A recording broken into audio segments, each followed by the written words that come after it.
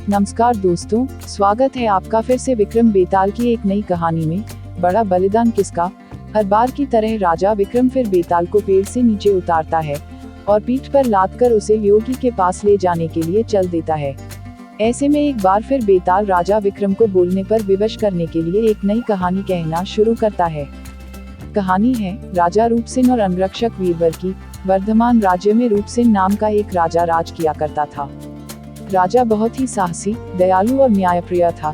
यही वजह थी कि केवल वर्धमान में ही नहीं बल्कि उसके राज्य से सटे सभी राज्यों में भी राजा रूपसेन के व्यक्तित्व की मिसाल दी जाती थी। एक दिन रूपसेन के दरबार में वीरवर नाम का एक व्यक्ति आया। जब राजा ने उसके आने की वजह पूछी तो वीरवर बोला, मुझे नौकरी चाहिए और मैं अंगरक्षक के तौर पर आपकी सेवा करना चाहता हूँ। वीरवर की यह बात सुनकर राजा ने कहा, मैं तुम्हें अपना अंगरक्षक बना सकता हूँ, लेकिन उसके लिए तुम्हें अपनी कार्यकुशलता सिद्ध करनी होगी ताकि मैं यह तय कर सकूं कि तुम मेरे अंगरक्षक बनने के लायक होगी या नहीं।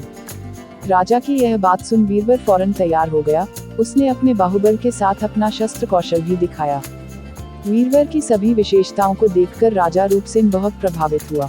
राजा ने पूछा, वीरवर बताओ, अगर मैं तुम्हें अपना अंगरक्षक बनाता हूँ तो तुम्हें प्रतिदिन खर्च के लिए क्या चाहिए। राजा के इस सवाल पर वीरवर बोला, महाराज आप मुझे 1000 तोले सोना दे देना। वीरवर का इतना कहना था कि दरबार में मौजूद सभी लोग हैरान होकर वीरवर की ओर देखने लगे। राजा रूपसेन भी वीरवर की मांग पर आश्चर्य में पड़ गया। हो भी क्यों न, वेतन के रूप में वीरवर ने इतनी बड़ी रकम जो मांग ली थी। राजा ने गंभीर होकर वीरवर से पूछा, तुम्हारे परिवार में कितने लोग हैं।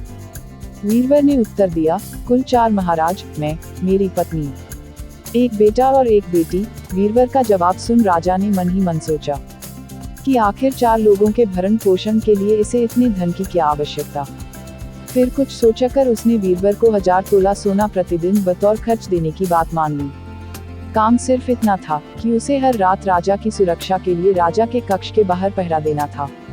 राजा यह जानना चाहता था कि वीरवर इतने धन का क्या करेगा।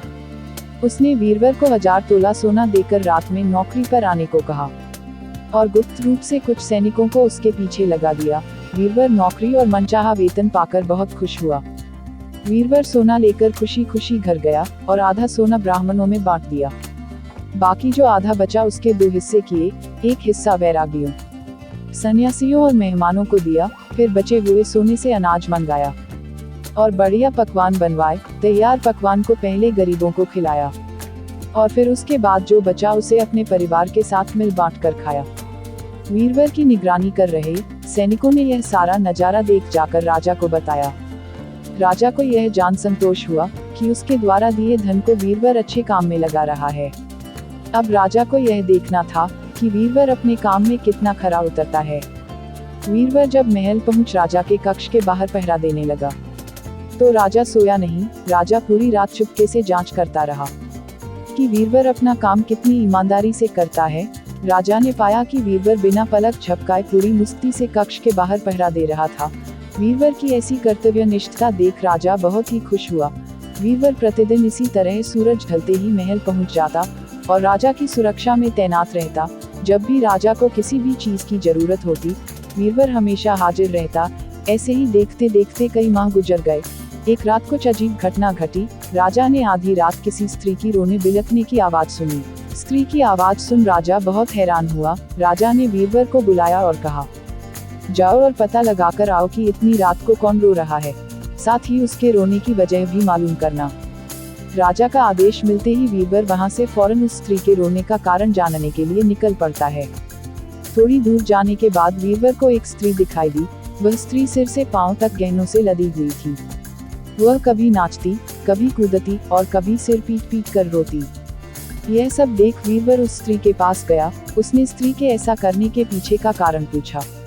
वीरवर के पूछने पर स्त्री बोली, मैं राजलक्ष्मी हूँ, रोती इसलिए हूँ कि राजा रूपसेन की जल्द ही मौत होने वाली है।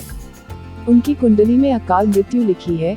अब उनके जैसा न्यायप्रिय और कुशल राजा चला जाएगा तो मुझे किसी और के अधिकार में रहना पड़ेगा। इसी बात का मुझे बहुत दुख है।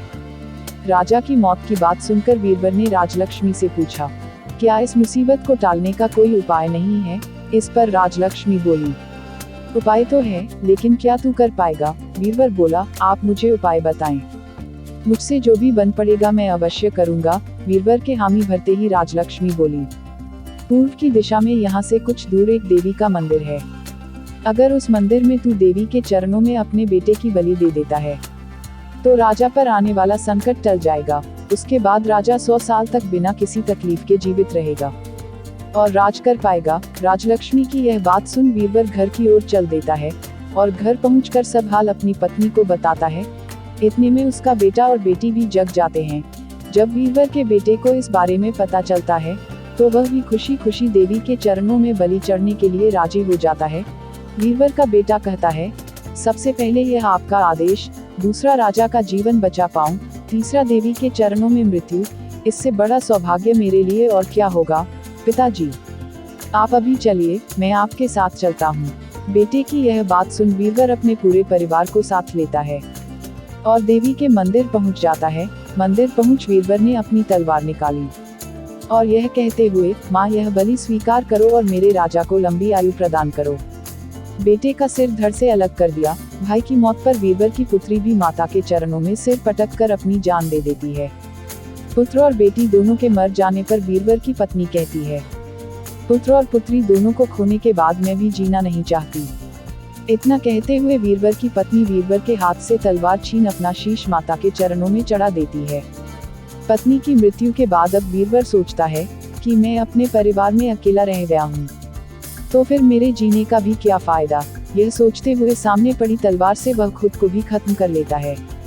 जब इस बारे में राजा रूप सिंह को मालूम हुआ तो वह भी मंदिर पहुँचे और सारा नजारा देख बहुत दुखी हुए। उन्होंने सोचा कि मेरी जान बचाने के लिए 4 लोगों ने अपनी जिंदगी गंवा दी। ऐसे में धिक्कार है, मेरे राजा होने पर ऐसे जीवन का मैं क्या करूँगा। बस यही सोचकर राजा अपनी तलवार खींच लेता है। राजा अपनी तलवार से अपनी गर्दन काटने जा ही रहा था कि तभी अचानक वहां देवी प्रकट हो जाती हैं। देवी कहती हैं, राजन मैं तेरे साहस से प्रसन्न हूँ, तू जो भी वर मांगेगा तुझे वह हासिल हो जाएगा। देवी की यह बात सुन राजा कहता है, देवी आप बीरबल और उसके परिवार को जिंदा कर दो। देवी तुरंत बीरबल और उसके पूरे परिवार को दोबारा जिंदा कर देती हैं। इतना कहकर बेताल बोला, बताओ विक्रम, इन सब में सबसे बड़ा बलिदान किसका? विक्रम बोला, बेताल सबसे बड़ा बलिदान राजा का हुआ। बेताल ने पूछा, वो क्यों? विक्रम बोला, सुनो, पिता की आज्ञा का पालन करना पुत्र का धर्म होता है। सेवक का अपने राजा के लिए अपने प्राण दे देना उसका कर्म वही। अगर राजा अपने सेवक के लिए अपनी जान देने को तैयार हो जाए तो वह बड़ी बात है। इसीलिए राजा का बलिदान ही सबसे बड़ा हुआ। विक्रम से यह जवाब पाकर बेताल कहता है, बहुत खूब विक्रम, तूने सही जवाब दिया, लेकिन तू भूल गया, मैंने कहा था कि तू बोला तो मैं चला। इतना कहकर बेताल फिर वहीं पेड़ पर जाकर उल्टा लटक जाता है। कहानी से सीख, एक सच्चा राजा और नेता वो होता है जो अपनी प्रजा के लिए हमेशा समर्पित रहता है और उसके लिए जान की बाजी भी लगाने को तैयार रहता है। दोस्तों, उम्मीद करता हूँ विक्रम बेताल की यह कहानी आपको पसंद आई हो। मिलते हैं ऐसे ही अगली मजेदार कहानी के साथ। तब तक के लिए जय हिंद, जय भारत, वंदे मातरम।